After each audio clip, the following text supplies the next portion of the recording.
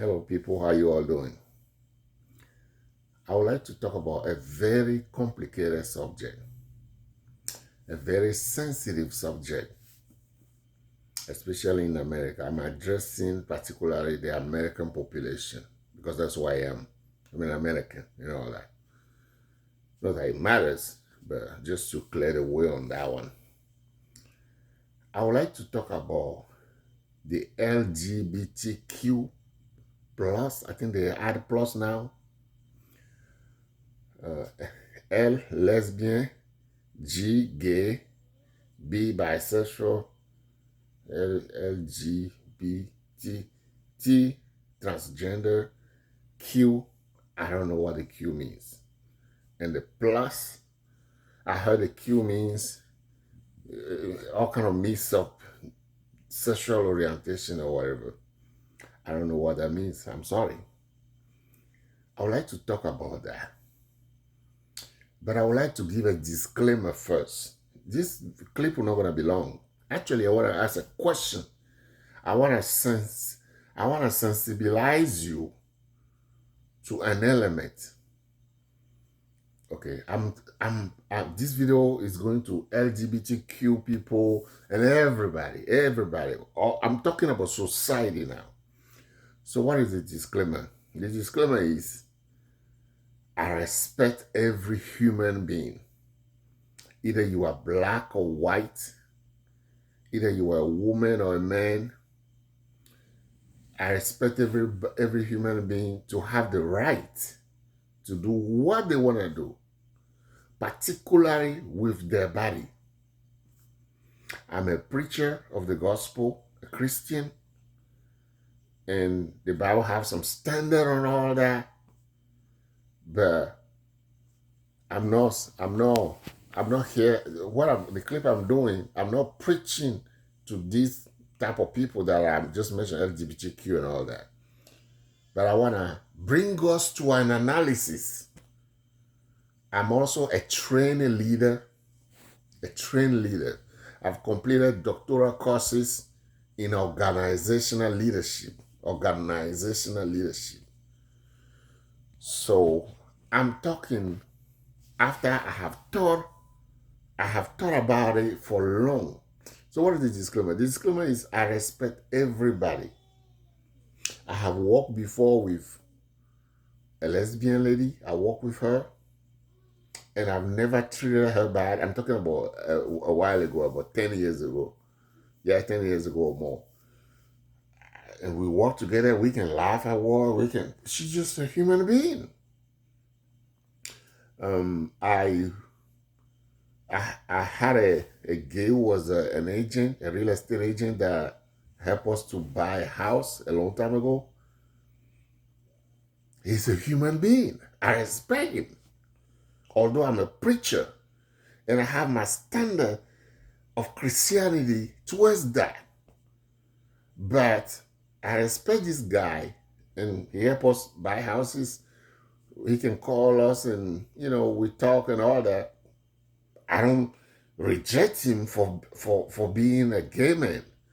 And that lady I talk about, when we were working together, we were very cool in the workplace because I respect her as a worker, as a human being, as a fellow citizen. Or even if the person is not a citizen, as a fellow resident. Because that's the word you use to cover everybody, those who are citizens and those who are not. Because everybody have the right. Everybody have similar rights or the same rights. Okay, so I want to say that so you don't think I'm saying this to destroy the LGBTQ. I know that it is a law that they have the same rights and we have to respect them. I don't discriminate against anybody because of their sexual orientation, and I will never do that. I will never do that.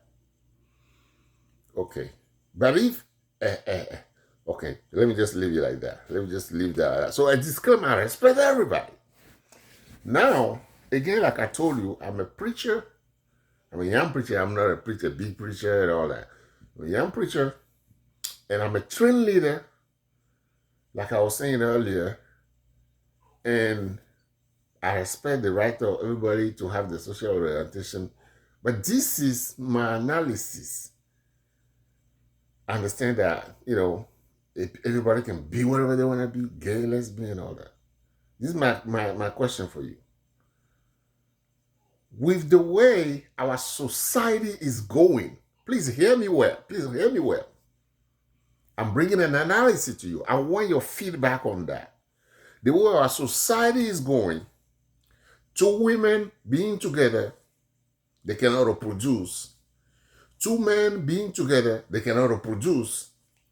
They cannot make children. They cannot have children on their own. Transgender, bisexual, and all that.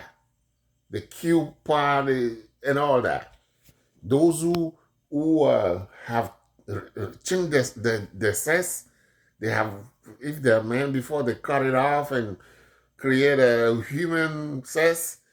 Human, I don't know how women do it. Do they create a man for them? I don't know. But the way things are going, what do you think about the future of society? I want to say that again. The way things are going, two women, lesbian, together, they cannot have children on their own. Two men together, they cannot have children on their own. And with all this one is gay, this one is lesbian, this one is bisexual, this one is this and that, transgender and all that. What is the future of society? Like I say, I'm a trained leader. And like I told you earlier, I don't like to talk about my educations. I don't like to. Because I don't have self-esteem issue where I have to say that. But I say that so you can see where I'm coming from, the reason why I'm asking the question, the reason for my analysis. So the way things are going, although it's the law in America now that we have to respect everybody. We can mistreat somebody or discriminate against somebody because they are gay or lesbian and all that. Like I told you, I don't do that. But the way things are going, you are a lesbian or you are a gay or a transgender and all that.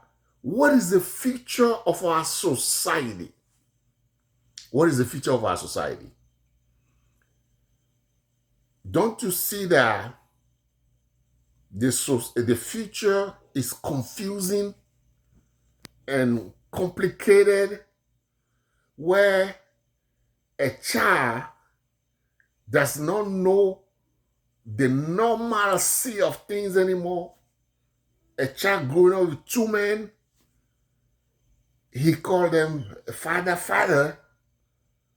It's not like a father and a mother anymore.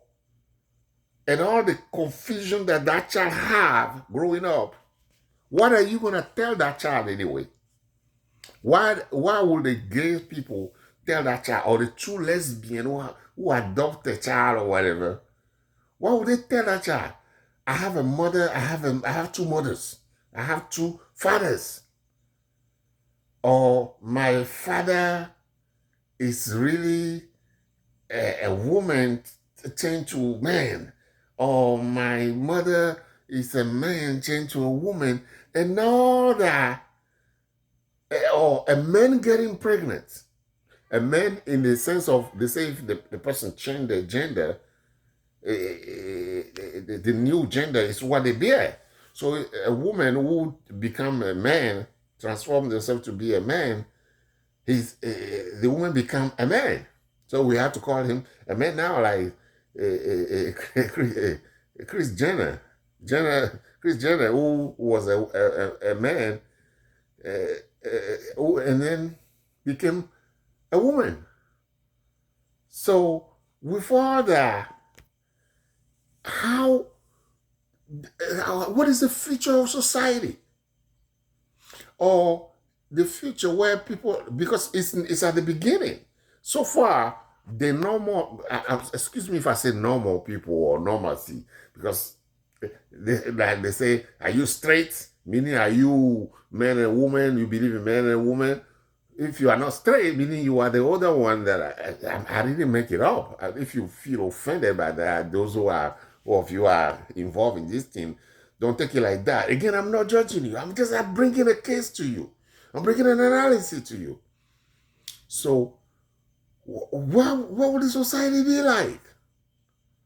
Would the child believe that the child that is adopted by the two women or the two men believe that two women can have a child? Or the woman who became a man, who is now a man, that person can get pregnant because although he's trying to be like a man, the fact that he's naturally a woman, that person, if that person have sex with another man, a woman become a man. If that woman, the woman who become a man, have sex with another man, that man, supposedly, who's really a woman, can get pregnant. But because these transform women into men can get pregnant, have a big belly, have beard because they're taking medication to have all the characteristic of men, is pregnant. How the society will be looking at that, especially children growing up, before we all know that it's a woman who gets pregnant. So a child will be confused that I saw a man who is pregnant. They have a big belly and he's pregnant. Not big belly because they fat or whatever, but big belly is pregnant. Or a man who we've seen it before that they say a man have a child. Because that man is not originally a man, it's a woman. So what is the future of society? Okay, let's say you are gay or you are lesbian and you adopt a child. And that child becomes your child. Or some people, they have a child first before they become gay or lesbian. So your child, you are attached to that child. Either you adopted the child, or either you adopt the child, excuse me to say, either you adopt it. It's not a child, it's not it. Either you adopt the child or it's your biological child. You love that child. Have you ever thought about the future of that child? Where if the child is growing up, and the way this movement of LGBTQ and all that is growing, our children, they will grow up in a society where there'll be more of them. And that child in that society, have you ever thought of it? How that child gonna find a mate? Like a relationship. So the child will look at a classmate or a co-worker who look like a man, and let's say the child is a man, look like a co-worker who look like a man, and talk to the person that, hey, sorry, excuse me. Let's say the child is a man or a young man, look at somebody on the workplace who look like a woman. Let's say it like that. And then the child say, okay, I'm going to talk to this lady. She's pretty. Because these days, you don't know who is who anymore. You can look, because before the scientific thing, they can take things and they look like a woman. A whole lot. In the beginning, where when you see a man turning into a woman, or a woman turning into a man, you can tell a whole lot. But before the development of science, there are products where it's very hard to know. You can still know, but it's very hard. So the child is fell in love, he's admiring this woman, supposedly woman, and only to find out it's not a woman, it's a man that turned into a woman. I heard of cases where people take someone out and they want to have sex with the person before they discover that it wasn't the gender they thought it was. So if your child gonna be growing up in that society with everything confused, he has a partner who he thought is a regular has regular sex orientation. Excuse me to say regular, but the man and the woman, that's still the regular one. And with all the other confusion where they say, oh, I'm bisexual, I do both, I do men and women. How you gonna feel about your child facing that complexity, that confusion and all that? So what is the future is holding? How family is gonna be in the future? all because people want to allow their desiderata. That's how the word they use in French. Desiderata is some strong desires, some crazy desires. Maybe I shouldn't use the word desire. Let's just say some desires out there. They feel it. I feel like I'm a man when I'm normally a woman. I feel like I'm a woman when I'm normally a man. Because people left all that. Again, I'm not saying you don't have the right to do whatever you want to do here, but I'm just asking, what does the future hold for us? What would the society be like? What would the society be like? So in 10 years, the way these people are multiplying, it'll be hard to know when somebody is a man or a woman. You can't call somebody sir anymore. They're already changing things where you cannot say mother and father on some document anymore. You just have to say parent one, parent two. They're changing things where you cannot say my wife or my husband anymore. You just have to use the general word spouse. Spouse can be for a man and a woman. They already changed. So why would the future hold? Our children, they will struggle to know what is what. Who is a man and who is a woman? When you meet somebody, you have to ask them, are you a man or a woman? Because although some features of the person show you that the person is a man or the person is a man, that person might be a woman, and vice versa. And even the person might be both, and those kind of confusion and complexities. Again, I'm not judging you. I respect everybody to do whatever they want to do with this sexual orientation. But as a trained leader, the study that I make, I can be a country leader, I can be a CEO, I can be every big thing. I pray that I still have the chance to do that. It just I'm now I am anointed, but I'm waiting for my appointment. I don't want to preach, but that's just an expression to say that I have the qualification. I'm just not in that kind of position yet. I'm a trained leader. And any doctoral courses, they train doctoral people to be concerned for society, to be concerned for the community. So, what would the future hold for us? Will there even be anything like a man and a woman anymore? What are your thoughts about that? What are you thinking about all that? If you have the right to do whatever you want with your sexual orientation, be who you want to be, what is the future of all that? Have you ever thought about that? What I'm saying is, regardless of what you want to do about yourself, the teachers that think about it, just think about what you're doing. Think about the consequences of your action. That's what the teachers are in everything, growing up or whatever. Even after you grow into adult, you can mess up your life by not thinking about the consequences of what you're doing. I'm not saying here, specifically in this clip, that being whoever you want to be, homosexual or whatever, is bad. I'm not saying that. I'm just respecting you. But I'm asking, what does the future hold? Because easily now somebody can just wake up and say, "Oh, I come out of the closet. I'm not a man. I'm a woman. I feel like a man. I feel like I'm a woman." When your gender goes against, even your chromosome, everything go against what you're claiming to be. That's why you have to take men in order to try to come into the picture of who you think you are. And even the men don't work permanently. You take the man, stop taking it, you go back to who you are naturally, who God has created you to be. I don't want to, I try not to bring God in this discussion, although I'm a preacher. So what is the future holding? I want somebody to answer me, please. And I hope you understand me that I'm not judging anybody.